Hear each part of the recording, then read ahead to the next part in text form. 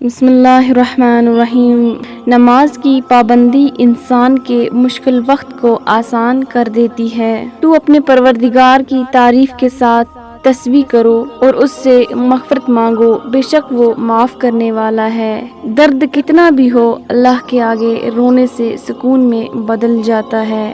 دیکھو، یوں زندگی سے مایوس نہیں ہوا کرتے، اللہ ضائع نہیں کرے گا۔ تمہاری دعا اور تمہارا صبر انتظار کرو۔ جب دعا کرتے وقت تمہاری آنکھوں سے آنسو آنے لگیں تو سمجھ جانا تمہاری دعا بارگاہ الہی میں قبول ہو چکی ہے۔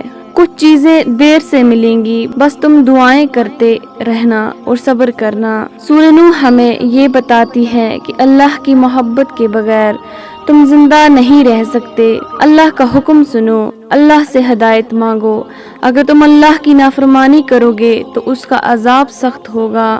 دلوں کے حال تم سے بہتر تمہارا خدا جانتا ہے۔ تمہارے لیے بہترین تعلق وہ ہے جو تمہارے عیب جان کر بھی تم سے تعلق نہ توڑے، اور بے شک وہ تعلق اللہ کے سوا اور کوئی نہیں ہے۔